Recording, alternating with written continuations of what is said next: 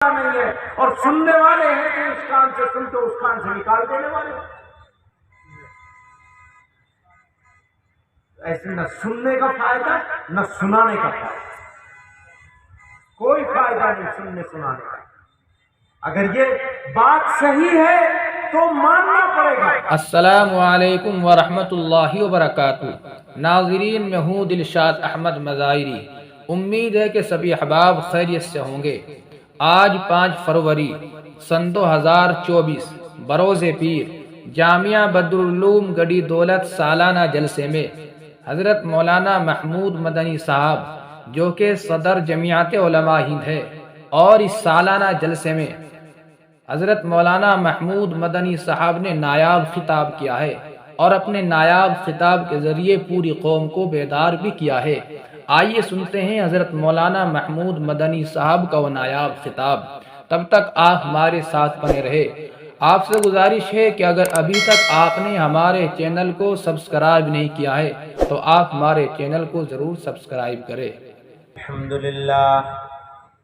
अल्हम्दुलिल्लाह नहमदुहु व नस्तईनुहु व नस्तगफिरुहु व नु'मिनु बिही व नतवक्कलु अलैहि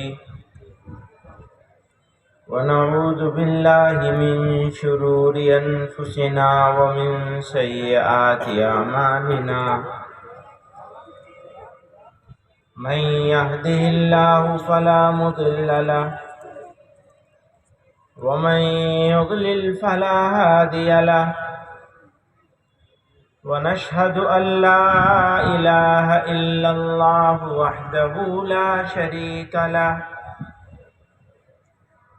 वनशहदु अन्न सय्यदना व मौलाना मुहम्मदन अब्दुहु व रसूलुहु सल्लल्लाहु तआला अलैहि व अला आलिहि व सहबिहि व बारक व सल्लम।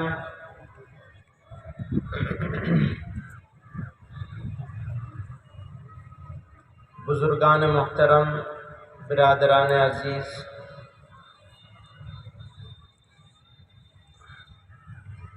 सर्दी के इस मौसम में ठंडी हवाओं के बीच में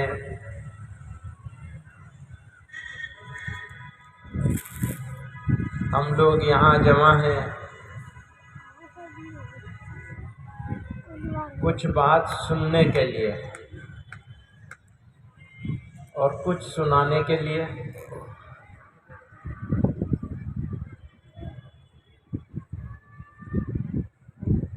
कोई बात सुनी जाती है, कोई बात कही जाती है,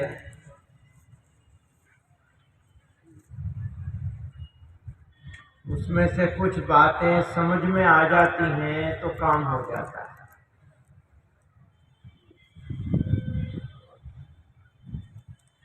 बल्कि काम भी तब होता है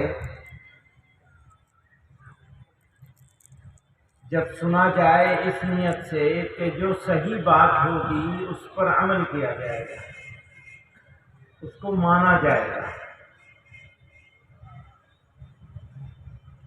सही बात का जानना ज़रूरी है, लेकिन जानने के बाद मानना उससे ज़्यादा ज़रूरी है। जानना तो ज़रूरी है ही है, लेकिन मानना उससे ज़्यादा ज़रूरी है। बहुत सारी आवाज़ें, बहुत सारी बातें हमारे कानों में आती हैं, लेकिन एक कान से आती है, एक कान से चली जाती है।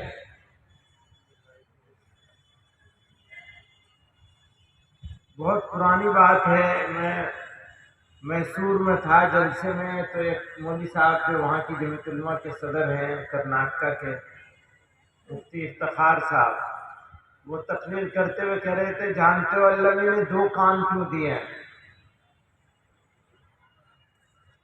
ज़बान तो एक ही दी है, कान 2 दे दिए, क्यों दिए? फिर उन्होंने खुद ही बताया कि जी एक सुनने के लिए, एक निकालने के लिए। इस कान से सुनो, उस कान से निकाल दो। तो जो बात इस कान से सुनी जाए और उस कान से निकाल दी जाए, उस बात का कोई फायदा होगा? तो न आने का फायदा हुआ, न बैठने का फायदा हुआ, न तकलीफ उठाने का फायदा हुआ। जैसे आए थे वैसे ही चले गए, बिरयानी खा के, है ना? बिरयानी खा ली है, अभी खाने वाले हैं, कुछ ने खा ली होगी, अब शुरू हो गया है ना। बिरयानी भी है, जर्दा भी है, तो बस हो गया काम। वैसे भी हमारी कौम जो है उसका ज्यादा जोर खाने पीने पे है। हालांकि खाना तो हमारे लिए बनाया गया ना, हम तो खाने के लिए नहीं बनाए गए। अगर हमें खाने के लिए पैदा किया गया होता तो ठीक था। खाना अल्लाह ने हमारे लिए पैदा किया है ना, हमको तो खाने के लिए नहीं पैदा किया। हमें किस लिए पैदा किया? किस लिए पैदा किया अल्लाह ने हमको? खाओ पियो मौज करो, मर जाओ। मरना भी है सबको, रहना तो है नहीं, जाना पड़ेगा ना। जो आया है उसे जाना पड़ेगा, रहने के लिए कोई नहीं आया। तो ये दोनों सच्चाई मालूम है। ये सच्चाई भी मालूम है कि आए हैं तो जाना पड़ेगा, और ये सच्चाई भी मालूम है कि हमको खाने के लिए नहीं पैदा किया, बल्कि खाना हमारे लिए है। तो जब ये दोनों सच्चाइयां मालूम हो गई तो फिर हमें ये मालूम करना चाहिए कि हमें पैदा क्यों किया गया। इल्ला लियाबुदून, बस उसकी बात मानने के लिए, उसकी इबादत करने के लिए, उसके रास्ते पे चलने के लिए, अपने आप को मनमानी से बाहर निकालने के लिए। या तो मन की मर्जी चलेगी या मौला की मर्जी चलेगी। किसकी मर्जी चलेगी? मन मर्जी, अपने आप को मनमानी से बाहर निकालने के लिए। या तो मन की मर्जी चलेगी या मौला की मर्जी चलेगी। किसकी मर्जी चलेगी? मन मर्जी या मौला मर्जी। अभी तो हम ऐसे हैं कि हमारे मन की मर्जी चल रही है हमारे ऊपर। जितना मन में आएगा उतना मान लेंगे, जो समझ में नहीं आएगा या मन में नहीं आएगा वो नहीं मानेंगे। कुरान में अल्लाह ताला ने क्या फरमाया? उदखुलू फिस्सिल्मि काफ़ा, पूरे पूरे दाखिल हो जाओ। पूरी बात माननी पड़ेगी। आधे से काम चल जाएगा? नहीं चलेगा, पूरी माननी पड़ेगी।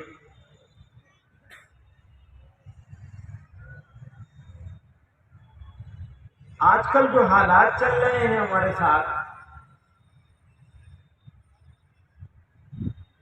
वो तो सब जानते हैं कि खराब ही है, अच्छे तो नहीं है। अच्छे कैसे होंगे? किसी से लड़ोगे तब होंगे अच्छे, लड़ने से अच्छे नहीं होंगे। किसी और से लड़ाई से अच्छे नहीं होंगे, अपने आप से लड़ाई करनी पड़ेगी हमें। हमारी लड़ाई किससे है? खुद से है, खुद की मन मर्जी से है। जब मौला की मर्जी हमारे ऊपर नहीं चल रही है तो मौला ने किसी और को मुसल्लत कर दिया, वो अपनी मर्जी चलाएगा। जब हमने शैतान की सवारी बना लिया अपने आप को, तो फिर सारे शैतान हम पर मुसल्लत हो जाएंगे। तो अपने अंदर बदलाव पैदा करना है। यहां आने का मकसद भी यही है, अच्छी बात सीख के जाएं, सुनेंगे, सीखेंगे और अमल करने का अज़्म करेंगे, बात को मानने का अज़्म करेंगे, जानने और मानने का। जानने का फायदा तभी होगा। हज़रत थानवी रहमतुल्लाह अलैह से किसी ने पूछा, इल्म का नूर किसे कहते हैं? हज़रत ने फरमाया, जानने के बाद मानने का और करने का, अमल करने का अज़्म कर ले इंसान और अमल करने लग जाए तो समझ लो उसे इल्म का नूर मिल गया। अब हम सब लोग जितने यहाँ मौजूद हैं, हम सबको इल्म का नूर मिल सकता है, बशर्ते के जो जाने उसको मानने और अमल करने का जानने से पहले इरादा कर ले, समझ में आए या ना आए। जो बात मालूम हो जाएगी उसको अमल करेंगे। अमल करना मुश्किल काम होता है। अमल करने का सफर शुरू होता है इरादे से।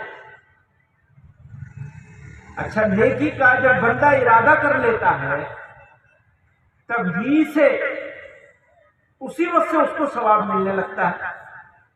एक आदमी ने ये नियत करी कि मैं सदका करूंगा, अभी सदका किया नहीं है, इरादा किया है सदका करूंगा, 1 रुपया सदका करूंगा, 10 रुपये सदका करूंगा, अभी उसने कोई सदका नहीं किया है, जेब से अपने खीसे से रुपया नहीं निकाला, सवाब मिलना शुरू हो गया। नेकी की नियत पर ही सवाब मिलने लगता है। आपने नियत कर ली कि अपने बच्चों की शादियां सादगी से करेंगे, तो शादी तो 2 साल बाद होगी, नियत का सवाब अभी से शुरू हो जाएगा। आपने नियत करी कि नमाज पाबंदी से पढ़ेंगे, तो सवाब मिलना शुरू हो गया, नमाजियों में दाखिल हो गया, पढ़ने लगेंगे तो दाखिल हो ही जाएंगे पूरे पूरे। आपने नियत कर ली कि दाढ़ी रखेंगे, तो आपको सवाब मिलने लगा उसी वक्त से, नियत करते ही सवाब मिलने लगा। आपने नियत कर ली कि झूठ नहीं बोलेंगे, हरगिज़ झूठ नहीं बोलेंगे, ये नियत कर ली, आप सच्चों में आ गए, तौबा कर ली ना। तौबा ये नियत करने का नाम है तौबा। आदमी गुनाह करता है, गुनाह करने से पहले उसका एक मकाम होता है, मकाम समझते, उसकी एक हैसियत होती है अल्लाह मियां क्या, कि भाई इसने ये गुनाह आज तक नहीं किया है, झूठ नहीं बोला है, तो ये सच्चा है, इत्तेफाक से झूठ बोल दिया। कोई सा गुनाह भी हो, गुनाह नहीं करता था, गुनाह हो गया तो अल्लाह ताला के यहाँ उसका मकाम घट जाएगा, गुनाह की वजह से उसकी हैसियत घट जाएगी, गिर जाएगी। तौबा कर ली तो गुनाह करने से पहले जब वो नेक था, नेकों में दाखिल था, उसका मकाम यहाँ था, गुनाह करने के बाद मकाम यहाँ आ गया, नीचे चला गया। तौबा कर ली तो यहाँ नहीं जाएगा, यहाँ से भी ऊपर जाएगा। समझ रहे हैं मेरी बात? तो गुनाह करने से पहले जो हैसियत थी, जो मकाम था, गुनाह होने से, गुनाह कर देने से वो हैसियत गिर जाती है। लेकिन अल्लाह ताला की मेहरबानियों को देखिए, करम को देखिए। कोई साहब मुझसे कह रहे थे दुआ करिएगा, मैंने कहा आप मेरे लिए दुआ करिए, मैं आपके लिए दुआ करूंगा। कहने लगे अजी हम तो गुनहगार लोग हैं। तो मैंने उनसे अर्ज किया कि अल्लाह ताला तो चाहते ही है जो गुनहगार लोग उनसे मांगे, नेक हो वो भी मांगे। और कोई नेक कितना भी नेक हो, वो अपने आप को गुनहगार समझता रहे, ये उसके लिए आफियत की बात है। अपने आप को गुनहगार समझना बुरा नहीं है, लेकिन गुनाहों की वजह से नेकी छोड़ देना बुरा है। अल्लाह ताला क्या चाहते हैं?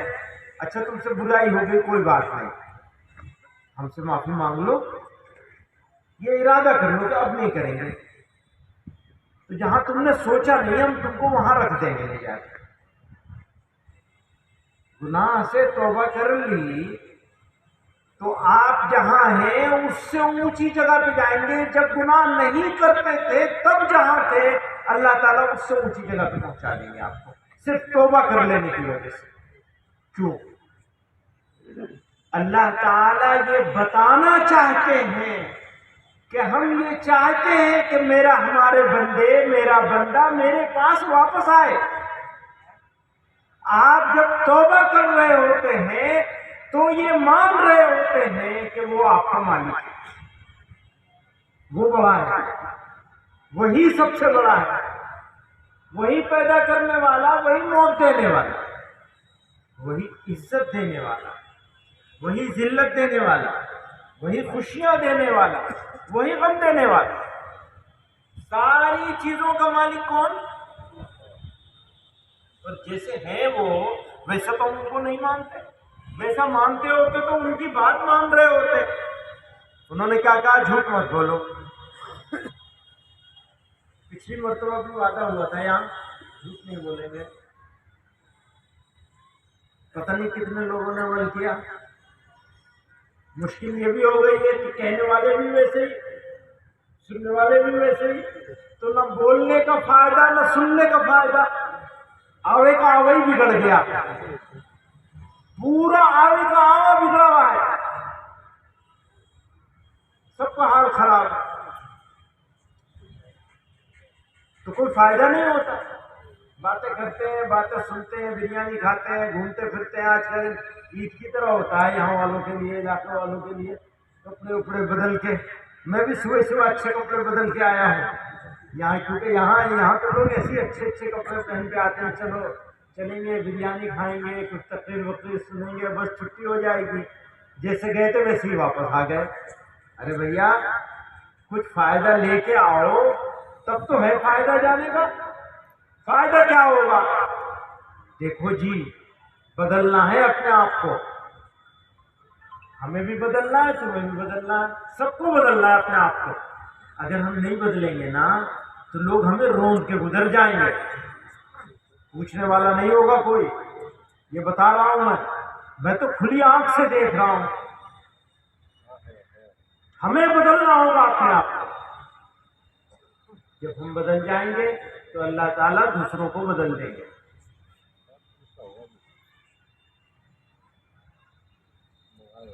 वरना फरमाया कि तुम्हारी इतनी तादाद कभी नहीं थी मुसलमानों की जितनी आज है। इतना माल भी मुसलमान के पास कभी नहीं था जितना आज है। इतनी तालीम भी कभी नहीं थी जितनी आज है। बावजूद उसके लिए तालीम और बढ़ानी चाहिए। बच्चियों को तालीम देनी चाहिए, बच्चों को तालीम देनी चाहिए, तरबियत करनी चाहिए। वालिदैन को अपने बच्चों को देखना चाहिए वो क्या कर रहे हैं। नशा आम हो गया है, हमारे जवान नशा करने लगे, ड्रग्स में पड़ गए, आम बीमारी हो गई है। पहले सिर्फ बड़े शहरों में थी, अब देहातों में पहुंच गई। कोई देखने वाला नहीं है। भैया जितना अपनी गाय बैल भैंस को देखते हो, बकरी को देखते हो, मुर्गी को देखते हो, उतना ही अपने बच्चों को देख लिया करो। आदमी का सबसे बड़ा सरमाया उसकी औलाद होती है। खेत नहीं होते सरमाया, औलाद होती है। आदमी मरेगा, बच्चे नेक होंगे, उसके लिए दुआ करेंगे, वो सबसे जारिया हो जाएगा। नेक बच्चे क्या होते हैं? सबसे जारिया बन जाते हैं। और बुरे औलाद वो तो जनाजा पढ़ने की तौफीक भी नहीं होती। ऐसे माँ बाप भी देखे, ऐसे बच्चे भी देखे, ऐसे माँ बाप भी देखे। बाप मर गया, बच्चा बाहर खड़ा है, जी कपड़े नापाक है।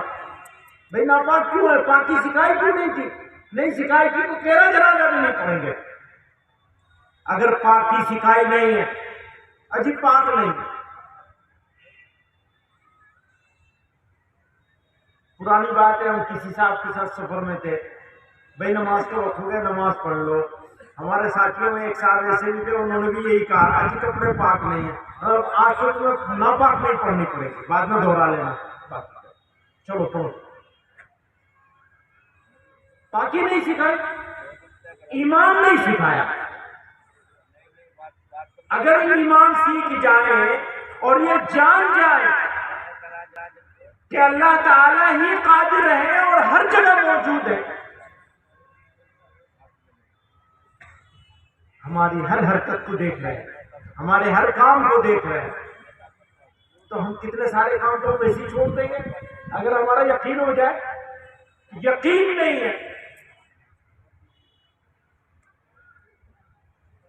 परेशानी क्या है? यकीन नहीं है। मुसलमान के घर पैदा हुए, बच्चे मुसलमान हो गए, पढ़े न लिखे, नाम मोहम्मद फाजिल। हमारी अम्मी जब खफा होती थी हमसे, हमारी माँ, तो यही कहा करती, जब ज्यादा गुस्सा आता था हमें पता चल जाता था आज गुस्से में ज्यादा है, तो किस बात से पता चलता था? ये कहती थी पढ़े न लिखे, नाम मोहम्मद फाजिल। पढ़ा लिखा होना जरूरी है ना। यहाँ भी एक मोहम्मद फाजिल है, वो तो वाकई फाजिल है,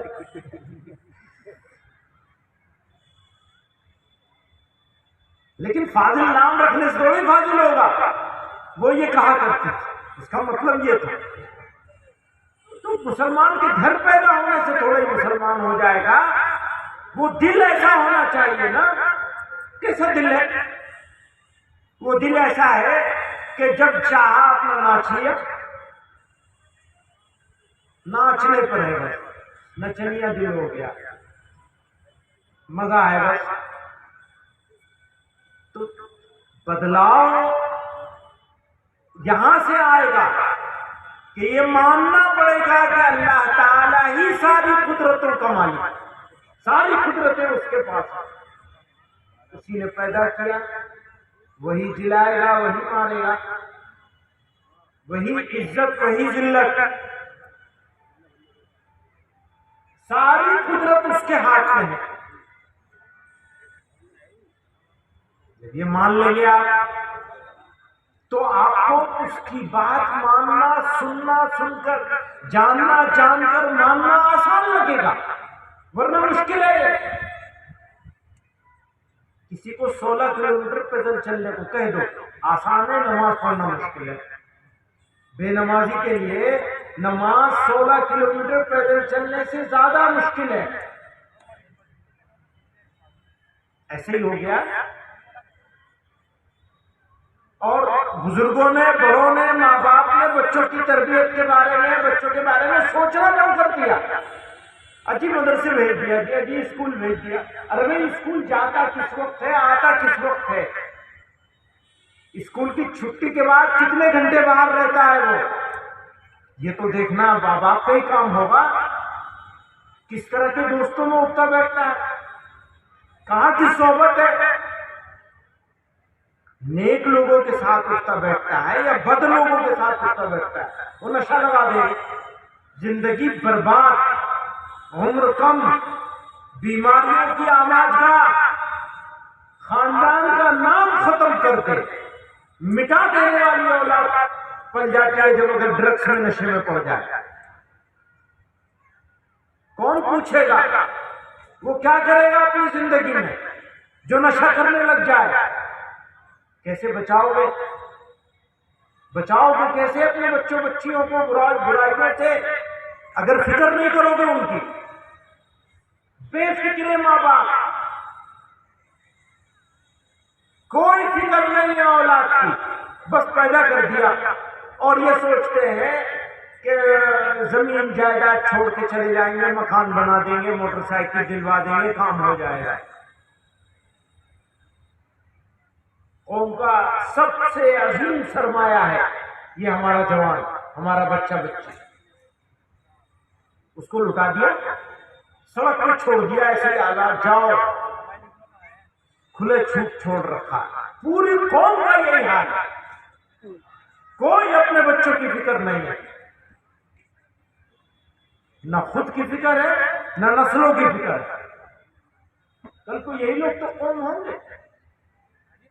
आज हम कौम है, कल को ये कौम बनेगी। पूरी मिल्लत का मुस्तकबिल इनके हाथ में आने वाला है। कैसी कौम होगी जिसके पास ऐसी कौम है आज की तारीख में, हमारे पास नौजवानों की शक्ल में हमारा मुस्तकबिल मैं बताता हूं, जिसके पास जिस्मानी ताकत नहीं होगी क्योंकि वो वर्जिश नहीं करता, क्योंकि वो अपनी सेहत का ध्यान नहीं रखता, जिसके पास इल्म नहीं होगा क्योंकि उसने पढ़ाई नहीं करी, या करी है तो बस वैसे ही वक्त गुजारा है, जिसके पास अच्छे अखलाक नहीं होंगे, जिसके पास अच्छी आदतें नहीं होंगी, जिसके पास अपने वक्त की कीमत नहीं होगी, जो मोबाइल का गुलाम होगा, जिसकी जिंदगी का ज्यादा वक्त अपने मोबाइल में गुजरता होगा, ऐसी कौम मुल्क और कौम को बना सकती है। ऐसे जवान नहीं है, और सुनने वाले हैं तो इस कान से सुनते उस कान से निकाल देने वाले। ऐसे न सुनने का फायदा न सुनाने का फायदा, कोई फायदा नहीं सुनने सुनाने का। अगर ये बात सही है तो मानना पड़ेगा। जो लोग झूठ बोलते हैं उनकी इज्जत अपने घर में नहीं होती, मुल्क में क्या इज्जत होती। जो बेईमान होता है उसकी इज्जत उसके घर में नहीं होती, उसके बीवी बच्चों के सामने नहीं होती, उसके भाई बहनों के सामने नहीं होती, उसके पड़ोसियों के सामने नहीं होती, उसके रिश्तेदारों के सामने नहीं होती। तो झूठे और बेईमान लोगों की इज्जत मुल्क में कैसे हो जाएगी।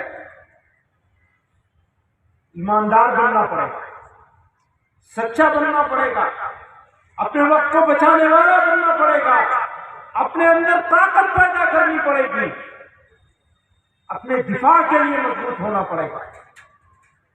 अपने जवानों को बता दो कि उन्हें अपने दिफा के लिए तैयार होना है, चाहे अंदरूनी बहरान हो और चाहे बैरूनी बहरान हो।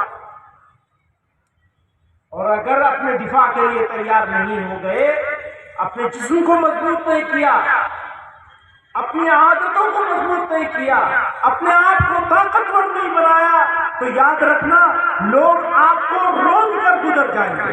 कमजोर लोगों की जमाने ने कभी भी आय नहीं की। अपने अंदर ताकत पैदा कीजिए, सलाहियत पैदा कीजिए। वो सलाहियत ईमानदारी से पैदा होगी, शराफत से पैदा होगी, सच्चाई से पैदा होगी, इखलास से पैदा होगी। आप अपने लिए नहीं हैं, आप दूसरों के लिए। आपको अपनी जिंदगी दूसरों के लिए गुजारनी है। कोई मुसलमान वो अपने ईमान की तकमील नहीं कर सकता जब तक वो दूसरों के लिए जिंदगी न गुजारेगा। आपका ईमान तभी मुकम्मल होगा जब आपकी जिंदगी दूसरों के लिए।